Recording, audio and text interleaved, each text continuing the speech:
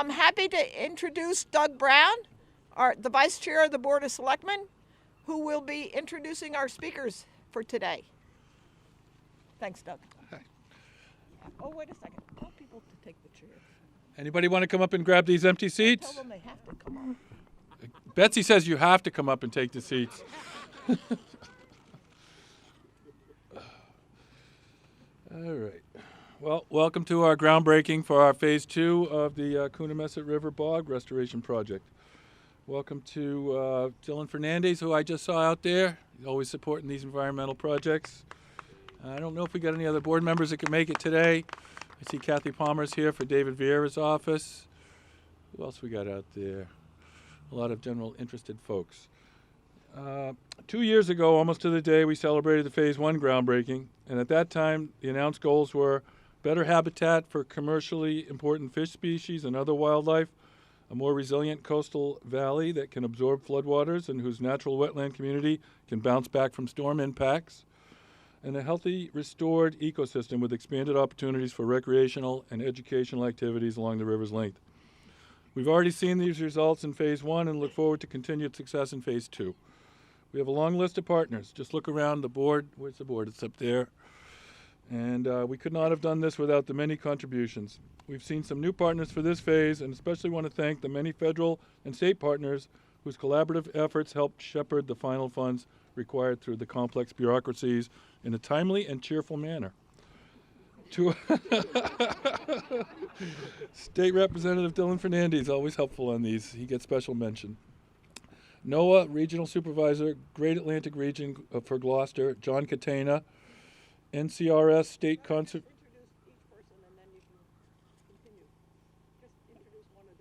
Oh, and let them come up? Yes. Oh, excuse me.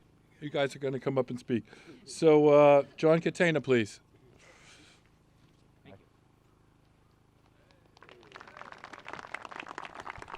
Thank you.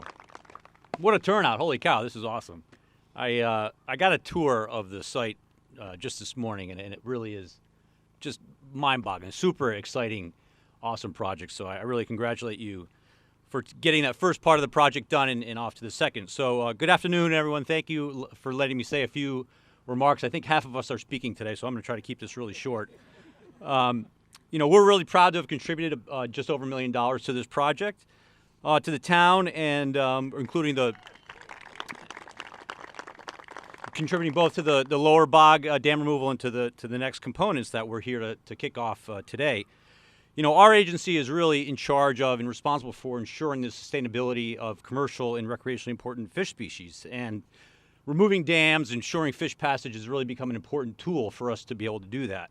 And one of our former regional administrators used to love to come to these kinds of projects because he used to call these things fish factories. That, okay, these projects, you know, when you remove the dams, you get the fish upstream, they get to their spawning grounds, and you make more fish. So they're fish factories, which was making our job a lot easier. And, you know, while the Coonamessett is a small stream, small system, it really supports it's got a good start because we got a good fish run going right now. But when we open up the system, get the fish up to the 158-acre pond, we really expect numbers to take off from there. And river herring are really an important, recreationally important species. They support striped bass, Atlantic cod, bluefin tuna, marine mammals, all kinds of species that they support through their forage base. And certainly in the freshwater environment as well. The other exciting aspect of this project is not just the ecological benefits, but the recreational benefits. People coming here, the watershed protection efforts that are going on to protect the watershed. Now, like most projects that we're engaged in, we're not just providing our financial support, but our staff, Jim Turek in the back here, has been working with the organizers of this project to see it through to fruition. And he's told me that it's been a pleasure working with the town of Plymouth, the town of Falmouth. We work with Plymouth too, by the way. And that they've contributed tons and tons of hours of their time to see this project through. He's told me that this has been one of the most dedicated local partners that we've had the pleasure of working with in New England. So quite a testament. And in particular, I'd like to thank Betsy Gladfelder, who I just met today. But she has been a tireless supporter of this project, bringing folks together, contributing her time, pulling the funding together, pulling the partners together, and really at the local level, these things don't happen. The feds can bring some money, we can bring some technical support, but without people like Betsy, the things just don't happen. So thank you, Betsy.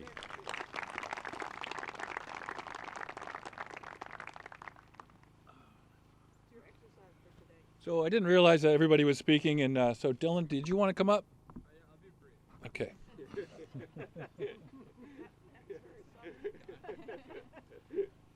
I'll be brief because I think this is actually the third time in 1 year I've spoken here. So there's not much else to say other than that, as folks know, I grew up a few acres that way in the project and spent my years playing in the bog, chasing herring, and then also skating on the bog in the wintertime. Can't do that anymore, but that's okay. And so this is just an incredible project that will preserve this asset for young kids like myself to cherish for future generations. And this has been an amazing community project. You can see the board, see how many organizations have been a part of it, have been dedicated to it. And that is such a Falmouth thing, right? Where we're a large town, both in population, both in size in this state. And we get things done when people from across the community come together and work towards a common goal. And even though there's a lot of people on that board that have worked towards it, the more people you have involved, the more times you need to get them on the same page, right? And no one has done a better job of that than Betsy Gladfelter. I mean, Betsy's just a dynamo who is no nonsense, focuses on the work, shoots me, David, and Vinny like emails on what to do and when to do it, and then we do it.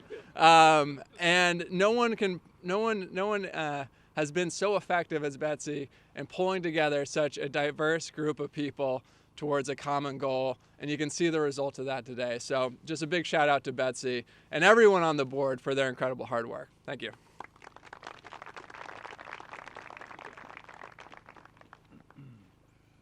So if we could hear next from NRCS State Conservationist Dan Wright. Dan. So I've been the state conservationist in Massachusetts now for just about a month, and one of the first things when I got here is our state engineer Darren Davis, it's in the back somewhere there, sent me a video of Betsy kind of showing and demonstrating what's happened out here on phase 1, and it was so inspiring and exciting to see your excitement on that video and everything that's happened. And then I got to find out we're working on phase 2 also, and that's the reason he'd shared that video, and it was, just makes me excited to be involved with that as well. So I'll try and keep it short as well since there is a list of folks, but I do want to congratulate the town of Falmouth for their work and persistence in making this happen. We're excited to continue to partner with Mass DER, NOAA, many of the other names listed on that board, as well as the town. We've partnered with a lot of you on other similar projects in the area, our Tidmarsh and Eel River projects in Plymouth, and I know we're looking at some other projects as well into the future, and we're excited to take part in those as well. In the interest of keeping that short, we're real happy to be a part of this, to bring a little over $600,000 to the project to help remove the culverts on the bridge and put in a bridge to really open up the upper portions here. And we'd like to thank you all for your partnership and engagement. Thanks.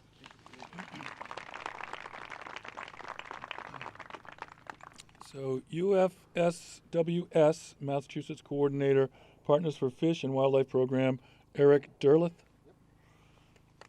Hi. Thank you. Sure, thank you. Hi, everyone. I want to thank everybody, for inviting me here today to speak. I represent the U.S. Fish and Wildlife Service's Partners for Fish and Wildlife Program, which is a voluntary habitat restoration program. And as you might mention from the name, it's all about partnerships. And this project is one of the best examples of a partnership that I've been involved with in a long time.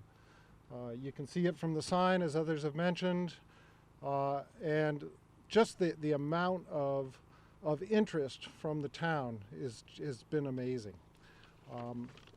I have been fortunate enough to work with many of you here And we were ready. This project was funded late by money that came from the Disaster Relief Appropriations Act, otherwise known as Hurricane Sandy. And you might say, well, that was years ago. Well, it was, but there was money turned in. And the Division of Ecological Restoration, the town of Falmouth, was ready for an application for us for the project, and we were very successful. So the $360,000 that the Fish and Wildlife Service is administering on the project, I've been working on other projects much longer and still haven't been done yet. And this one started short and went fast, so it was a nice balance. The project here, the goals is resiliency of infrastructure, ecological resiliency into the future, and I think this will be a great project. We've seen other examples of that at Eel River and Tidmarsh, and we have a lot more work to do with what to do with our abandoned cranberry farms. But we will be working to bring back important fisheries that were historically important to the town here. The river herring, sea-run brook trout perhaps, American eels, and that is along with the migratory bird habitat that we don't see today, but I can guarantee you experience with other projects. The birds will love this as well. I'd like to thank the leadership of the town of Falmouth Conservation Commission, DPW, and the conservation or the Coonamessett River Trust for their vision for this project being part of both a recreational and educational part of the town's legacy to future generations. And with that, I'll pass it on to the next. Thanks. And MVP Regional Coordinator Courtney Rocha. Thank you. Hi everyone, thank you for having me today. I represent the Municipal Vulnerability Preparedness Program, and for those of you who don't know, we help fund communities in their planning and action efforts to fund projects that will help combat the effects of climate change. The program is fairly new. I'm brand spanking new, and I just want to thank this project as serving as a great example for me to provide to other communities on how to get things done, how everyone can come together, and the difference between what I've seen in this project and other projects that I've worked in through the process is that everyone being involved really makes a difference, really gets projects like this to the finish line. So thank you, Betsy, and everyone on that board for making my job easier and making me look good. And even though we came in at the end, I feel really proud about being involved and helping facilitate this project. And sometimes when you look at the numbers of what climate change or sea level rise can do to a community, it's easy to get overwhelmed, but these projects like this is really how you make a difference. It's really local communities coming together and restoring the habitat to its natural state that you can really make a difference. So thank you, Betsy, and everyone for having me here today. And DER Director Beth Lambert.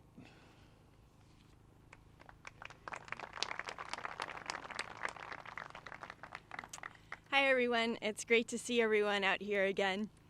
So I'm the director of the Division of Ecological Restoration. My name is Beth Lambert, and our division has been involved with this project for probably 10 years or more. And I'm thrilled to be at this point today, actually kicking off phase 2. I want to take a moment to acknowledge 2 DER staff that are here today. We have Eric Ford. Eric, raise your hand. Eric has been working on this project team for the last several years. And we also have Alex Hackman. Alex? Alex manages our Cranberry Bog program, which is engaged in jump-starting projects like this all over the region, Southeast Mass and Cape Cod. So I have 3 things that I want to say today. First, I really want to thank the 3 funders who came on for this phase of the project. Without your support, this project would not be breaking ground right now. So a huge thank you to NRCS for your contributions, to the Fish and Wildlife Service for your contributions, and to the Municipal Vulnerability Preparedness Program for participating in this phase of the project.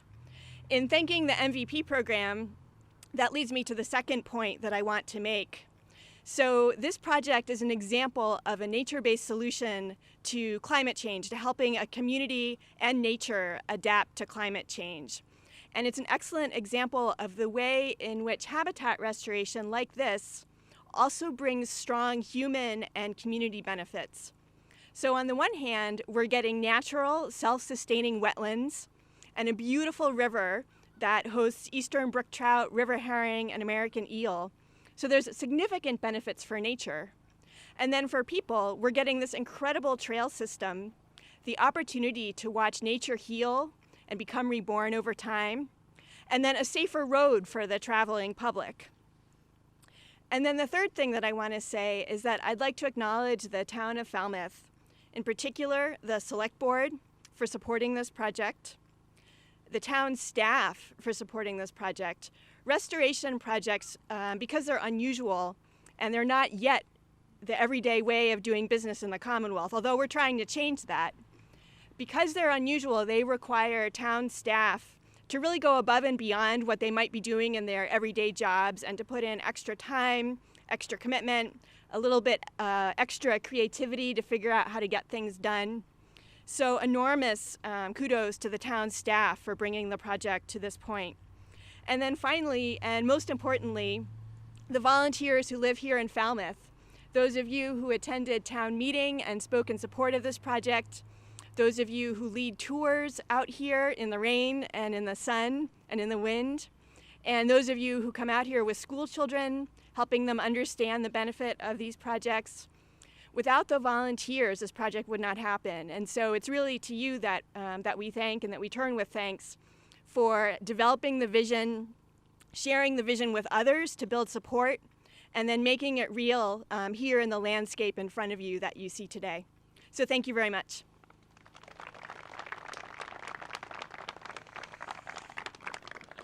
Let's see, MET Program Manager Kim Tylis.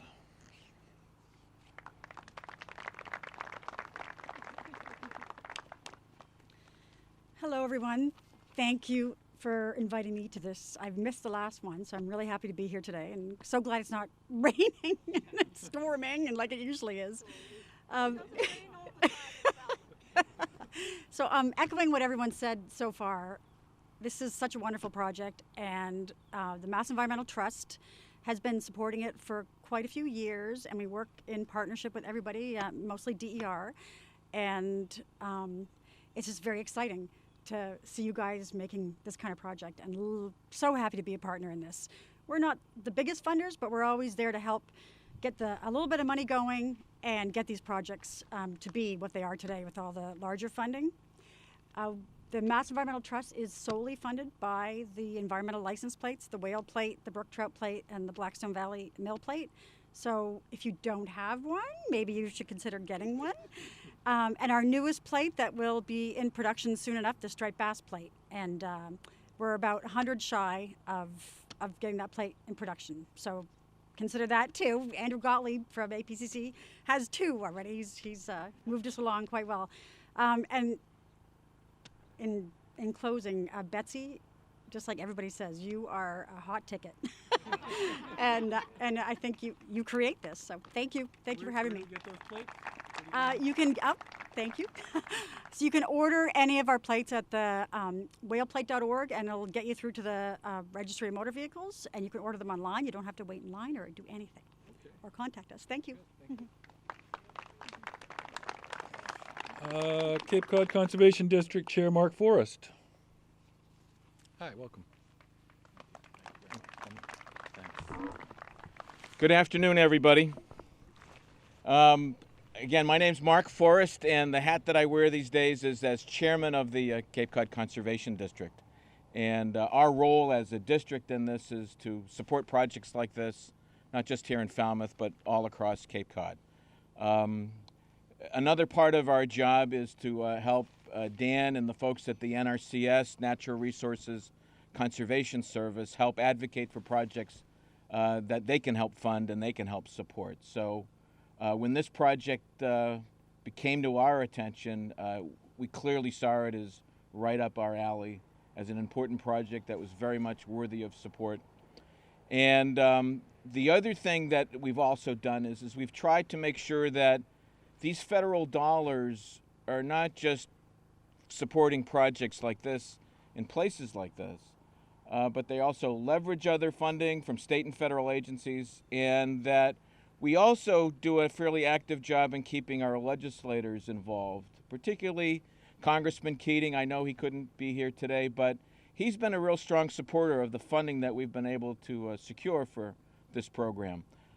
Same with Senator Warren. I've actually been here. We've been out here on site with her staff to get a briefing and get updated. We do our best. I know Betsy has a great email distribution system, and I'm on it, not nearly as much as Dylan is or as David Vieira, but she does a great job in keeping us all posted in terms of the progress that you're making, the work that you're doing, the partners that have come together, and obviously the enormous amount of community support.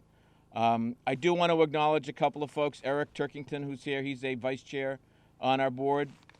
Eric, thank you for your help, your service. Rick DiVirgilio is here. He's in the back wearing a green hat. He likes to keep a low profile. But when we put together a comprehensive Cape-wide plan years ago to protect the Cape's vital watersheds, Rick was there at the beginning, helping pull it all together, working in partnership here with Falmouth officials to make sure that we identified and we were focused on the projects here in Falmouth that were incredibly important. And Rick has done a great job, helping us see this through. And because of the support of the congressional delegation and the active support of NRCS, we've been able to get many of these projects funded. We're not done. We got a lot more to do. We got a lot more money to spend in this region, right, Dan?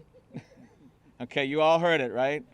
So, and again, it was said before, and I thought this point was very well taken, and that is how it's important to have the feds and the states and the others involved, but it really happens here in Falmouth. It's the work that you do. It's the work that you do in Town Hall with all of the different groups, keeping this project moving along, keeping it on pace. It's not an easy thing to do. It can be incredibly frustrating at times and never. Okay, that's good to hear. If you want to revise those remarks later, let me know. But no, the work that you've been doing here clearly has been an incredible collaborative effort. You have a lot to be proud of, and I just really want to just congratulate you and thank you for having us be a part of this overall project. It's been great, so thank you. And now if we could hear from APCC Executive Director Andy Gottlieb. Welcome. Always nice to come. Our next door neighbor from Mashpee. Yeah. So thanks for having us here. One of the things for APCC, we're pleased to have played a small role in this project, but I think the thing that I'm most struck by about projects like this is, the degree to which you need extensive partnerships, and projects like this are a good example of people being willing to sort of put aside some of the parochialism, be willing to work with others, and leverage some benefits that would otherwise be almost impossible to get if you were looking to fund things individually, locally. As Doug knows, town projects are hard to do. And there are probably another couple hundred projects of ecological restoration value on Cape Cod, maybe not as grand as this, that need doing. And the fact that this is here and it's such a good success, nothing breeds success like success. So the ability of to take other municipal officials out, show them this, send them the videos if they can't come out and look, really helps move these projects along. And so the benefits here have already been talked about, but the benefit of this project to what's being done both elsewhere on Cape Cod, but more broadly through DER and some of the work that's happening elsewhere in the state is it's hard to describe how important projects like this are. So we're glad to have a role in it and congratulate everybody for their involvement. Thanks.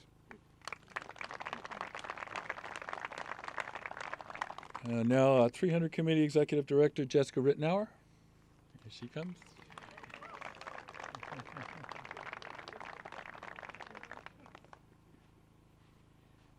Hi, today. Thank you, Doug. Thanks, everyone, for being here. The 300 Committee is so pleased to be part of this worthwhile and very meaningful endeavor for the town of Falmouth.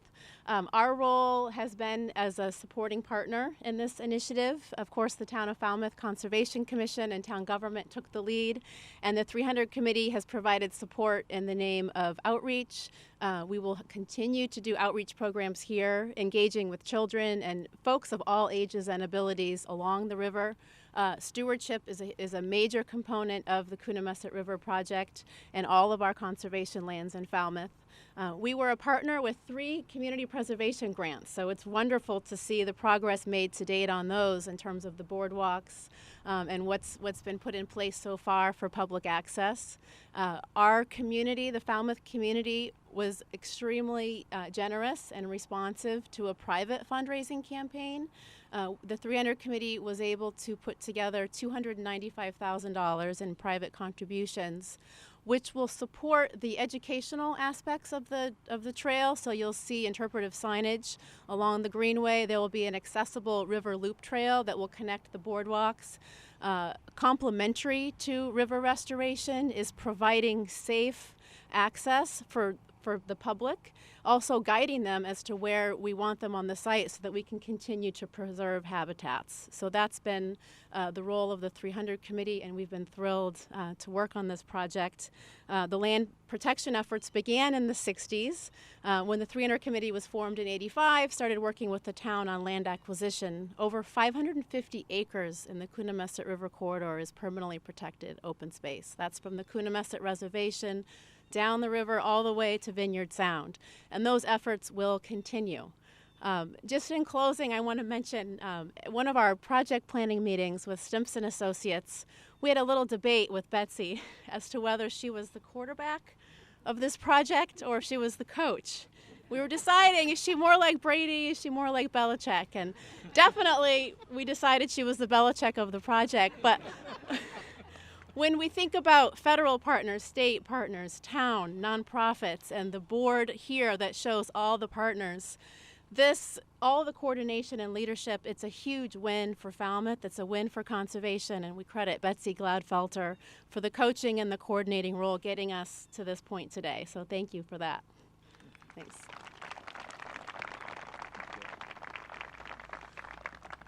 And so next we want to hear from Coonamessett River Trust President Wendy Buesler. And the Coonamessett River Trust has been the stewards of this property for quite a long time. Since the farmers stopped growing, they've been keeping an eye on things and advocating for action. So this is the girl that got it started. Thank you. It is so great to be here and celebrate the next phase of the restoration of the Coonamessett River. So I'm Wendy Buesler. I'm president of the Coonamessett River Trust. And the CRT, we were formed in 2006. So we've been keeping an eye on this property for a long, long time and advocating for its restoration. So we're so happy and so excited that the next phase of this restoration project is moving forward. So our role in this vast, complicated restoration project is through the monitoring of the changes in the river. And from the very start, we've looked at all aspects of the river and its adjacent lands through scientific studies of the herring population and other wildlife, the plants that are growing here, the water quality, and the river channel itself. And because we started doing this years before the act of restoration occurred, we've been able to document what the river was like before the restoration, and now we're seeing what the benefits of the after of the restoration are. And we do this all because of our amazing, amazing group of volunteers who have come out here in all weather conditions, sun, rain, dark, daylight, and they know how important it is for us to document what's going on here. So just in the last fiscal year, which just ended in September, we had 58 people volunteer for 2,860 hours of work, which was equivalent to over $100,000 in matching funds for grants. So it's really amazing. So if you are a CRT volunteer or you've helped us on the river, please raise your hand, because I know there's a lot of you here today who have done so much time and effort, and we thank you so much. So our most active time of the year is the spring, when the river herring make their way up the river to spawn. And for the past 15 years, every evening from 7 to 10, from mid-April until the end of May, people have stood over here at this water control structure, staring down into the river to count how many herring go by. We are going to be so excited when this thing comes down, because it's really terrible for the herring. So we can't wait. It's so great we're going to have this bridge now to stand and count instead. So also early on, we also documented what types of plants were growing here. And our volunteer scientists laid out 40 plots on the surface of the lower river area to monitor the types and numbers of plants. And there's been an incredible change in the plant community. The number of plants jumped significantly after the restoration. Beforehand, there were about, on average, 80 plants in each little plot, and now there's over 120. And the best news is that the native plant species doubled in numbers, while the non-natives decreased by 10 times. So you can see the benefits right there of what's happening. So we had counted the herring for several years, and then we suddenly realized, well, we didn't really know where they go in the system, how long they take to get there, when they leave. So there was some unanswered questions about how the herring were acting within the system. So we decided to start tagging them. So we insert these little tiny rice-sized pit tags in their abdomen, and then place instruments at strategic locations along the river to understand what's happening. So when the fish pass by these antennas, their unique tag numbers are registered. And so in this way, it's kind of like an easy pass for fish. So doing this has told us how fast the fish swim, how long they stay in the system, and where they have trouble getting by. And that water control structure is one of the main problems. So again, it's going to be awesome when this comes out. So after we'd been doing this tagging, one of our board members had the bright idea that to offset the cost of doing the tagging, that we could offer the public a chance to adopt a tagged fish. So for $12, a donor can name their fish and then follow where they go. And we are still doing this program, and if you are interested this coming spring to help us with this program, please sign up to adopt some fish. Then we took this a step further, and we realized this was a great educational opportunity for our local students. So now we donate the fish to local students who name their fish and can follow where they go. And I'm just going to share with you some of the wonderful names, adoption names that we had from the local students. We had Mr. Fishton, Squirty, Pickle, Fish Stick, and the ever popular Bubbles. It seems every year we get 2 or 3 Bubbles. So this year we had over 500 students participate by adopting fish from Falmouth-Bourne and Barnstable. We have a website with the map of the river, and the kids can see where their fish are going in the system. And we've discovered the teachers have really taken this project on, that they're finding it's an excellent way to teach children about animal life cycles, ecology, hydrology, the local cultural history, right here in our own backyard. So the fun part of this is we combine this with this adoption program with field trips. And this spring we hosted 6 elementary classrooms, totaling over 400 students who come to experience the river in person and to see a demonstration of how the fish tagging program works. And this year, in partnership with the Woods Hole Sea Grant, we developed these wonderful field guides that the kids were using as they walk through the field and mark when they identify a plant or an animal. And they've been a huge hit. So we've discovered that doing this adoption, working with the students on this program, and then having the field trips has just been a wonderful way to expose the next generation to the value of nature, and also to learn to cherish places like this. So the Coonamessett River Trust looks forward to continuing to document the improvements in the river and our partnership with all of you. And we know the restoration of the Coonamessett River will continue to bring benefits to Falmouth for generations to come. So thank you to everyone, but again, especially to Betsy, because if it wasn't for her determination and grit, we wouldn't be here today celebrating. Thank you.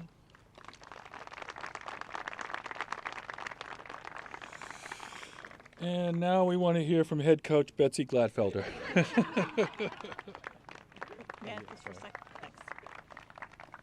Thanks, Doug. And thanks for pitching in right at the end. That's what everybody does. That's why the project gets done. I have two other groups that I guess I don't have to stand. I can go do that instead.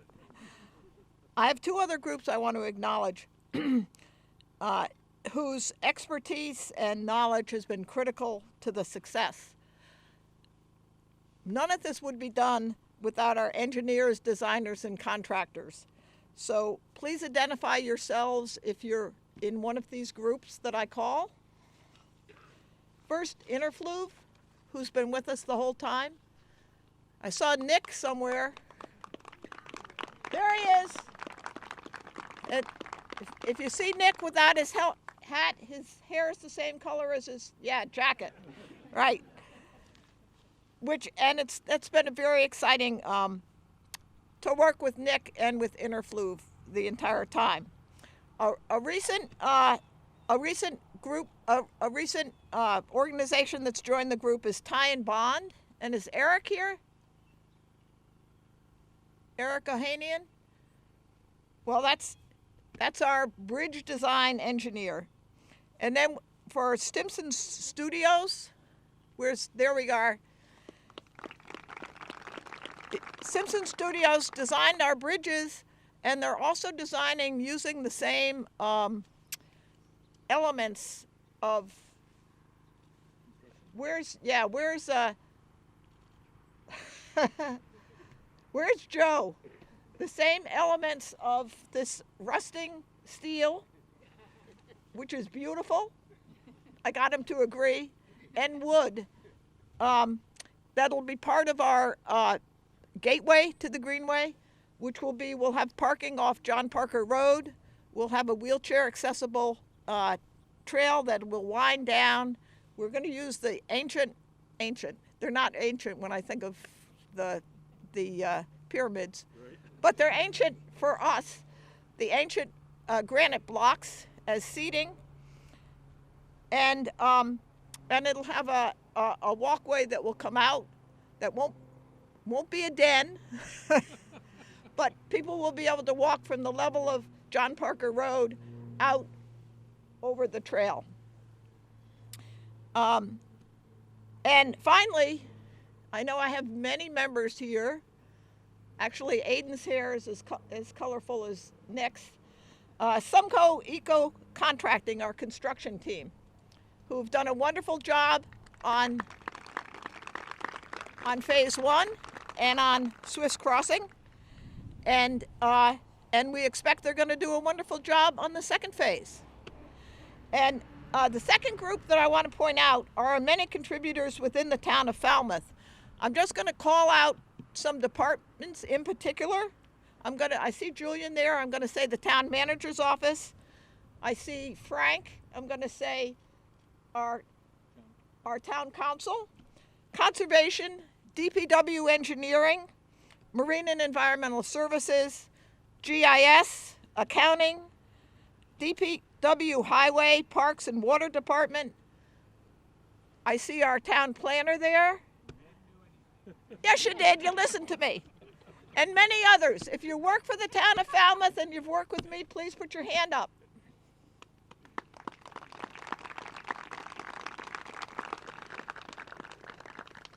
Finally, you're all going to be glad we're almost to the end, but I'm going to call Wendy and Jessica.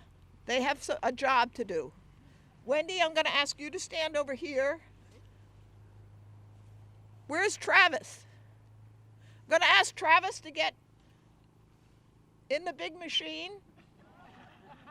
Travis wanted to, since I have had a lesson two years ago, almost to the day, he wanted me to do this, but I thought you'd like to watch him do it. So we're going to wait. Not yet. That's not first. And then Jessica is going to do two things. First of all, Jessica's going to, we have medium-sized scissors this time. She's going to officially open Swiss Crossing. And then she's going to unveil our sign. So Jessica, well, before you do it, just one more thing. Let me point out that, and a number of you pointed this out, this project could not be done if it wasn't for the local participation. And one of the things that, in particular, the 300 Committee has been working with us on is the interpretive trail. And actually, where's Allison? Oh, so all of those of you who liked the video, Allison produced the video. And Allison and I have been working over a year. Unfortunately, thanks to Allison's bad knee and bad hip. But she's over that, and we're almost finished with our project. We have the signs are ready to be produced.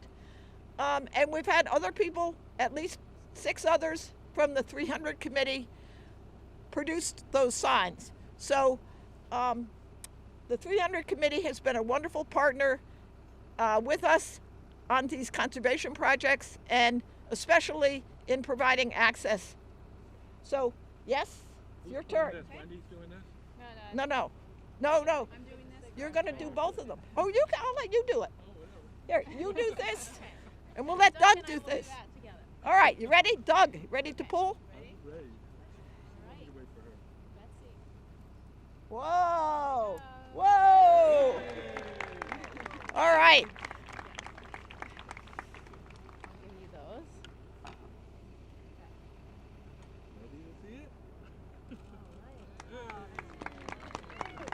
And the picture in the center, for those of you who haven't seen this, is actually this middle berm taken in 1911. And I did see someone else I wanted to introduce to everybody. He's taking a picture now. David Whedon, who is with the Mashpee Wampanoag tribe, who worked with Jessica and me and one of the other people working with us to produce a wonderful interpretive sign, and I will let you know when we're putting that in. Thanks, David. And lastly, even though Linda Deegan thought she would never want to see big equipment by the river, that's how this gets done. And so we're going to let Wendy give Travis the signal. Okay. Ready? Yep.